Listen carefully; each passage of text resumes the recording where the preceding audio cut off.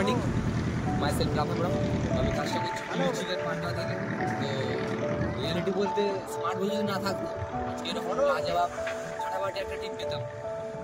Smart value plus upline, আমার upline যা বলে গেছে তা ফলো করেছি বলে এরকম একটা টিপ, সুন্দর একটা টিপ পাচ্ছি। প্রথমত ধন্যবাদ জানাবো স্মার্ট ভ্যালু। প্লাস আমার যে আপলাইন আছে তার থেকেও বড় কথা হচ্ছে Bharat sir, Ram sir, Kartik sir, যারা আছে এদের সাপোর্ট যদি না থাকতো কিংবা সিস্টেম যদি না থাকতো তাহলে আমি এরকম জায়গাগুলো পেতামই না।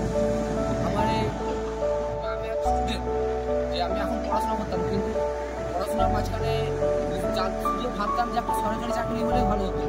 কিন্তু যখন থেকে স্মার্ট ভ্যালু পেয়েছি কিংবা আমার একটা আপলাইন আমাকে মেসেজ কিংবা ইনফরমেশান দিয়েছে, তখন থেকে ভাবলাম যে না, only for smart value best সরকারি চাকরি থেকে। কারণ স্মার্ট ভ্যালু থেকে সব কিছু করা যায়। আমি তো আগে ভাবতাম না যে এরকম আমি একটা স্টুডেন্টে যে এই বয়সে আমি একটা ফ্রি একটা ভালো বাম্পার একটা ফাটাফাটি লেভেলের একটা ট্রিপ মন্দারমণি পাবো, এটা ভাবতাম না। যদি স্মার্ট ভ্যালু না থাকতো কিংবা স্মার্ট ভ্যালু না করতাম তাহলে এরকম একটা ট্রিপ পেতাম না। হয়তো আমার বয়সে অনেক ছেলে হয়তো এই দিনে হয়তো বাড়িতে কোথাও কাজে চলে যেতাম, কিন্তু আমি স্মার্ট ভ্যালু এই সিস্টেম পেয়েছি বলে আজকে এই জায়গায় আছি।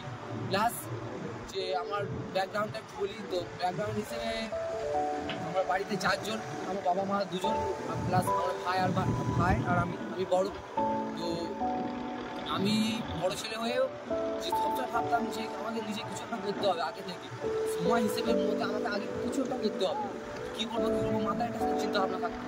তো আমার একটা ফ্রেন্ড কিংবা দাদা হিসেবে বলতে পারি যে আপলাইন, সে আমাকে এই মেসেজটা দিয়েছিল বলে আজকে বুঝতে পারলাম যে না, smart value is top is the best. তো এখান থেকে সব কিছু করা যায়।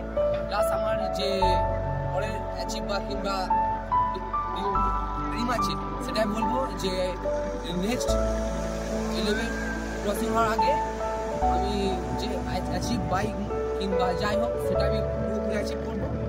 প্লাস সিস্টেমকে না থাকলে কিছু করা সম্ভব না। তো বলবো smart value is the best. তো নাম্বার 1 সবসময় থাকবে, এটা প্লাস থাকবে অবশ্যই। তো আজকে সেকেন্ডে 2 দিনের ট্রিপ ফাটাফাটি লেভেল, 3 স্টার হোটেল পেয়েছি, লাজবাব 5 স্টার হোটেলে খাওয়া দাওয়া, প্লাস সেদিকে সমুদ্র আছে। তো সকালে লাঞ্চ হয়েছে, সকালে ব্রেকফাস্টের পর লাঞ্চ হবে কিছুক্ষণের মধ্যে।